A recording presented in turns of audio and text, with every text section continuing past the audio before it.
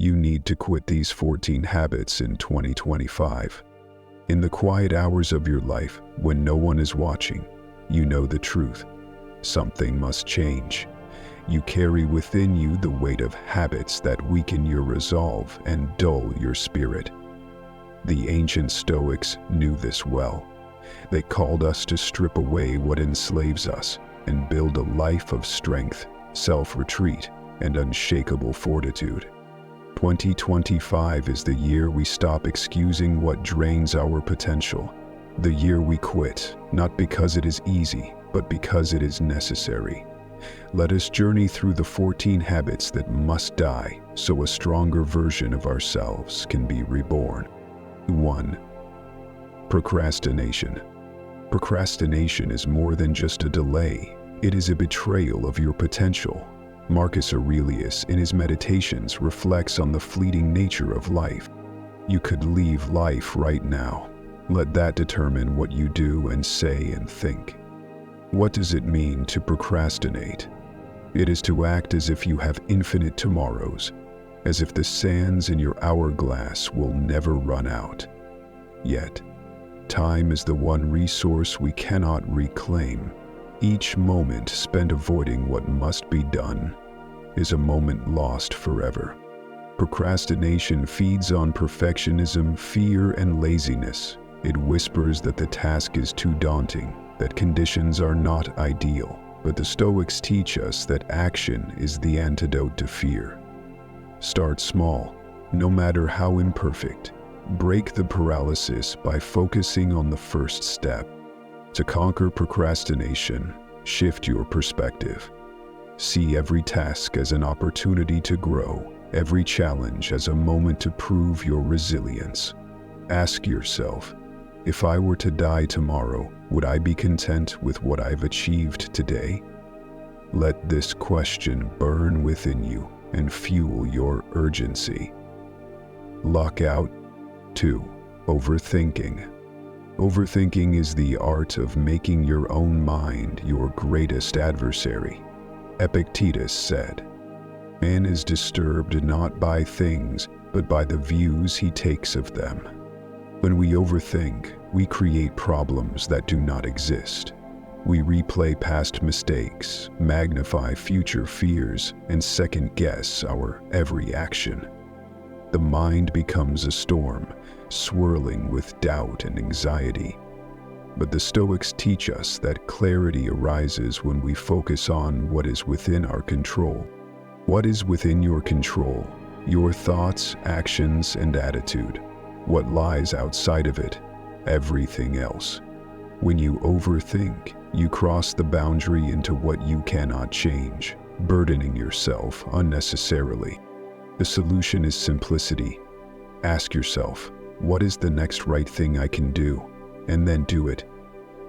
Let go of the need to know every outcome, for uncertainty is a constant of life. As Marcus Aurelius reminds us, we must accept whatever comes woven into the pattern of our destiny. Train your mind to trust in reason, not chaos. Recognize overthinking as a thief of peace and courage. Replace it with decisive, deliberate action. 3. Comparing yourself to others. Comparison is a poison that drains your happiness and warps your vision. Seneca wrote, "You will cease to fear if you cease to hope." What did he mean?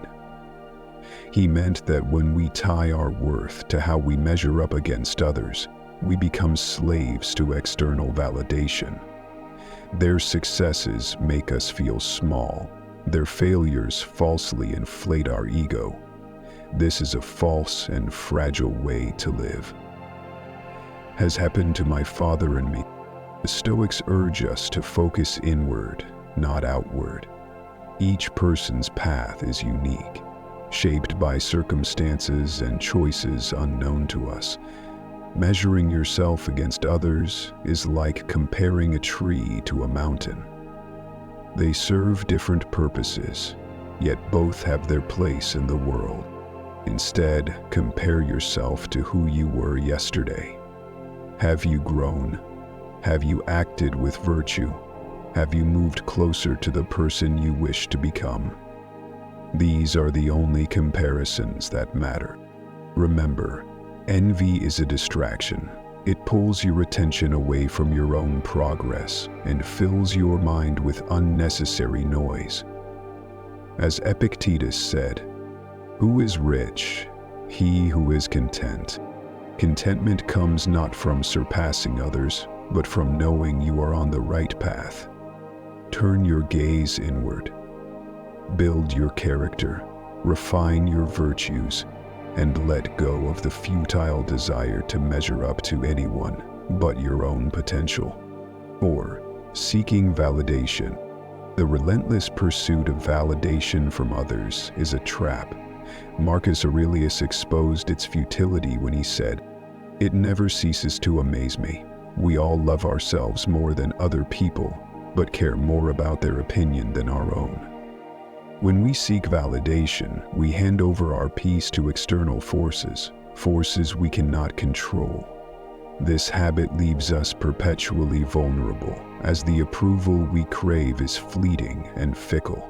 One day you're praised, the next you're forgotten or criticized.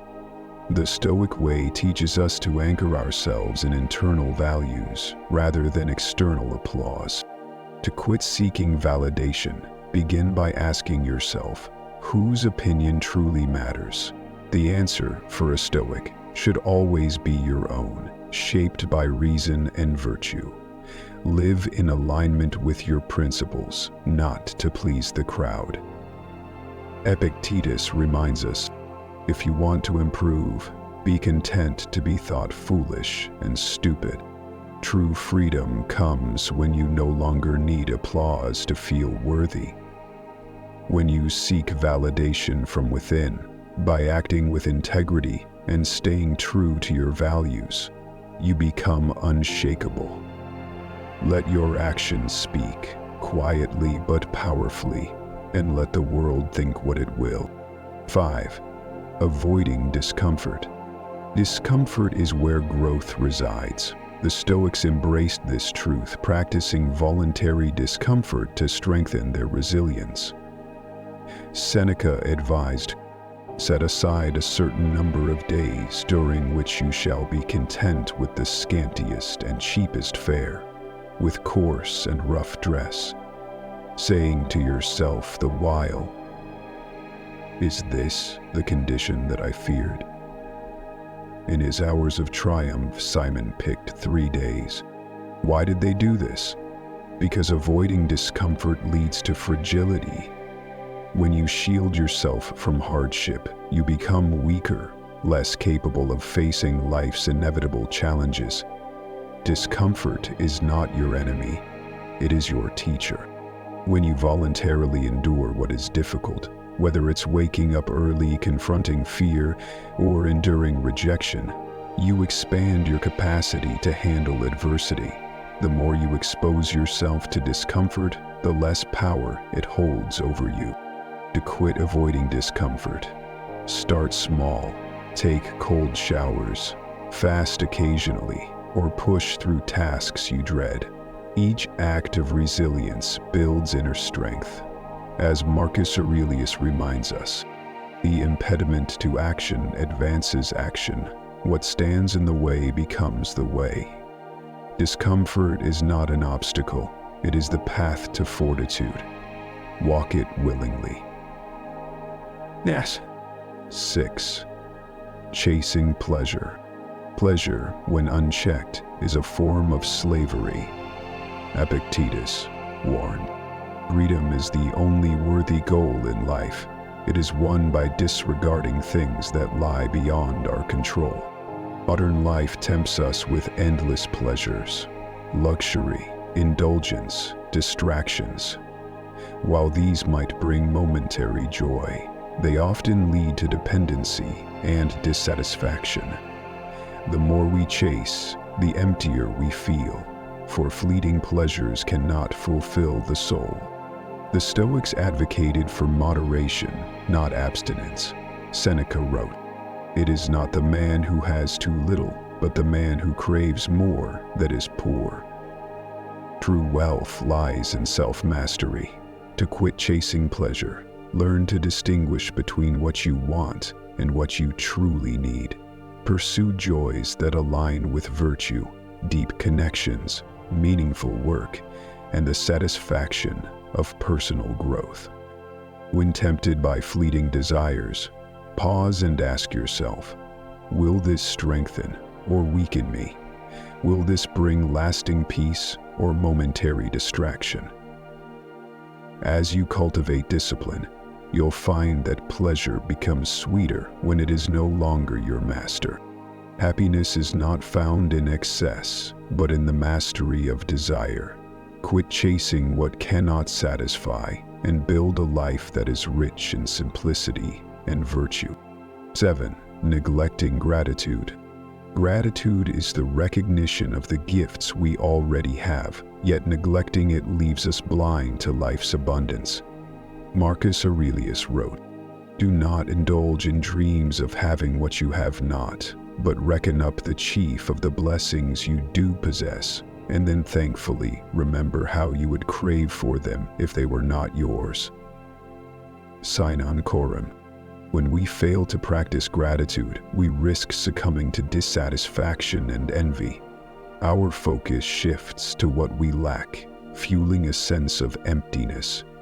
Gratitude, on the other hand, grounds us in the present moment, reminding us that joy is not in acquiring more, but in appreciating what already exists.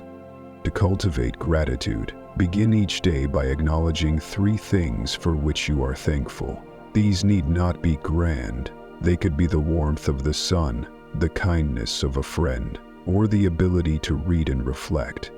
Gratitude trains the mind to see abundance, even in simplicity. Neglecting gratitude is neglecting perspective. The Stoic path demands that we stop yearning for what is distant and start cherishing what is near. Gratitude transforms the ordinary into the extraordinary and shields the mind from despair. 8. Blaming others. Blaming others is the abdication of responsibility. Epictetus taught, "When you are offended at any man's fault, turn to yourself and study your own failings. Then you will forget your anger." Blame arises when we externalize our frustrations, pointing fingers instead of taking ownership. It is easier to find fault in others than to confront our shortcomings. But this habit breeds bitterness and helplessness, chaining us to circumstances we cannot control. The Stoics remind us that we are responsible for our reactions, regardless of external events. If someone wrongs you, consider, what is within my control here? You cannot change the actions of others, but you can change your perspective. Blame gives power to others. Accountability reclaims it. When we stop blaming and start reflecting, we gain the ability to grow. Marcus Aurelius wisely noted, "The best revenge is to be unlike him who performed the injury." Instead of blaming, focus on how you can respond with virtue and wisdom. This shift from external judgment to internal strength frees you from the shackles of resentment. 9. Dwelling on the past. 11. Caused suffocation and suffered from depression. The past is a shadow that cannot be altered, yet dwelling on it traps us in a prison of regret and longing.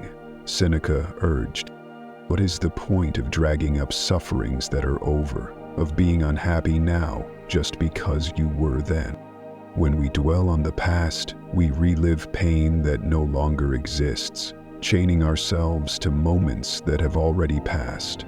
This robs us of the present, the only time where life truly unfolds. The Stoics teach us to release the past, not by forgetting, but by reframing it. Every hardship is a lesson, every mistake a teacher. Ask yourself, what did I learn? Take the wisdom of the past, but do not carry its weight. Marcus Aurelius reminds us, "The memory of everything is very soon overwhelmed in time." To quit dwelling on the past, focus on what is in your control now. Use the present moment to build a future that reflects your growth, not your regrets. Remember, the past is gone, but its lessons remain. Embrace them and move forward with resolve. Dwelling on the past is a refusal to let go, but freedom lies in acceptance. Accept what was, learn from it, and turn your attention to the path ahead. That is where life awaits. 10. Fearing the future. Fear of the future is the thief of peace. It consumes the mind with scenarios that may never happen, leaving us paralyzed by uncertainty. The Stoics understood this deeply, and Marcus Aurelius advised, never let the future disturb you. You will meet it, if you have to, with the same weapons of reason which arm you against the present. When we fear the future, we forget that we are only ever tasked with living one moment at a time. The future is shaped by the actions we take now. Worrying about what might happen only distracts us from what we can control today.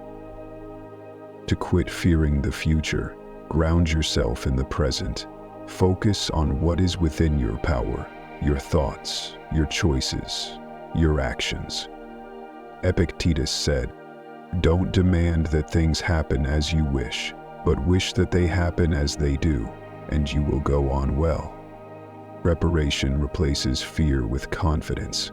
Instead of dreading what lies ahead, prepare for it with courage and wisdom. Trust that when the future arrives, you will have the strength to face it, just as you have faced challenges before. 11. Being easily offended.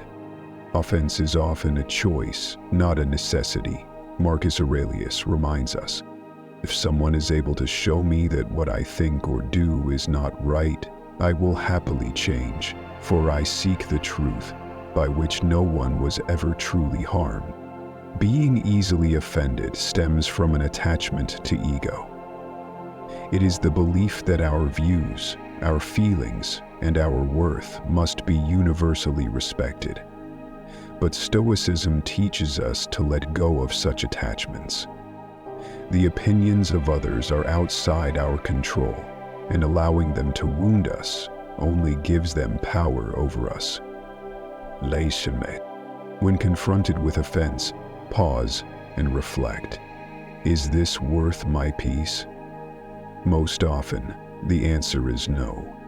By choosing to rise above petty slights and insults, we demonstrate strength, not weakness.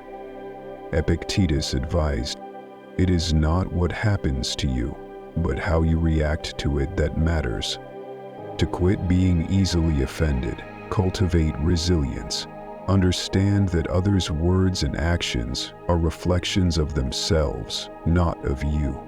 By mastering your reactions, you reclaim your power and remain unshaken by external forces. 12. Chasing perfection. Perfection is an illusion that leads to perpetual dissatisfaction. Seneca warned against this futile pursuit. No man can have a peaceful life who thinks too much about lengthening it, or believes that living through many consulships is a great blessing. Chasing perfection sets an impossible standard. It causes us to criticize ourselves relentlessly, preventing us from appreciating progress or embracing our humanity. The Stoics teach us to aim for excellence, not flawlessness. Excellence is within reach. Perfection is not. To quit chasing perfection, learn to value effort over outcome. Marcus Aurelius wrote, "Be satisfied if the smallest thing goes well, and consider such an outcome to be no small matter. Acknowledge that mistakes and imperfections are part of growth. They are not failures, but opportunities to learn. The pursuit of virtue, not perfection, is the true aim of life. When you focus on becoming better rather than flawless, you free yourself from the endless cycle of self-criticism. Remember, even the greatest philosophers and leaders were not perfect. They stumbled, reflected, and grew. Embrace imperfection as a sign that you are striving, and let it propel you toward continuous growth rather than unattainable ideals. 13. Avoiding reflection. Rest well. Reflection is the cornerstone of self-mastery, yet many avoid it, fearing what they might uncover. Marcus Aurelius demonstrated the power of introspection in his meditations. Waste no more time arguing what a good man should be. Be one. Without reflection, we drift through life, unaware of our actions, motives, and their consequences. We repeat mistakes, cling to unexamined beliefs, and fail to grow. The unexamined life, as Socrates put it, is not worth living. Stoicism teaches us to turn our gaze inward, to examine our thoughts and deeds with honesty and courage. Reflection is not indulgence, it is a discipline. It requires setting aside time to ask, what did I do well today? Where did I falter? How can I improve tomorrow? Seneca emphasized the value of this practice. Each night, before I go to sleep, I examine my entire day and review what I have done and said. I hide nothing from myself and pass nothing by. To quit avoiding reflection, make it a daily ritual. Write in a journal, meditate, or simply sit in quiet contemplation. Reflection is not about dwelling on mistakes, but about learning from them. It sharpens your mind, aligns your actions with your values, and brings clarity to the path ahead. 14. Waiting for tomorrow. Tomorrow is the eternal refuge of procrastinators, the false promise that time is infinite. The Stoics viewed tomorrow as uncertain, a possibility, not a guarantee. Seneca warned, "You are living as if destined to live forever. Your own frailty never occurs to you. You don't notice how much time has already passed, but squander it as though you had a full and overflowing supply." Waiting for tomorrow is a denial of the present. It is postponing action, growth, and life itself. When we defer, we deceive ourselves into believing we will have more courage, more clarity, or more time later. But the Stoics urge us to act now. The present moment is all we truly possess. Marcus Aurelius stressed the urgency of living fully. Do every act of your life as if it were your last. To quit waiting for tomorrow, embrace the philosophy of memento mori, the awareness of mortality. Recognize that every delay is a theft from your own life. Take the first step, no matter how small, today. Progress is not made in leaps, but in consistent, deliberate actions. Remember, tomorrow may never come. What you postpone may remain undone forever. By living fully in the present, you honor the gift of time and make the most of every fleeting moment. Each of these habits clings to us like chains, keeping us from the life of purpose, resilience, and wisdom the Stoics envisioned. We are not alone in this fight, but we must fight. The Stoic path is not one of comfort. It is one of mastery over the self. And in listening to the Buddhist mantra, we can reach the point of complete non-attachment. The term non-attachment. Let us walk this path together, shedding what holds us back, and building a life worthy of admiration, not from others, but from the depths of our own soul. This is our year to rise. Let us begin. My friend, if this journey through the wisdom of Stoicism has touched something deep within you, if it has sparked a desire to rise above your habits, to master your mind, and to take control of your life, then let's keep this journey alive together. By liking this video, you're not just clicking a button, you're affirming your commitment to growth. resilience, and a higher way of living. By subscribing to this channel, you're joining a community of thinkers and doers who strive to live with intention and purpose every single day. The link in the description will take you to the videos section of our home screen.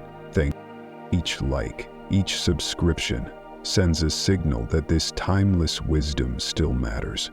It ensures these messages continue to reach others who, like you, are searching for clarity and strength.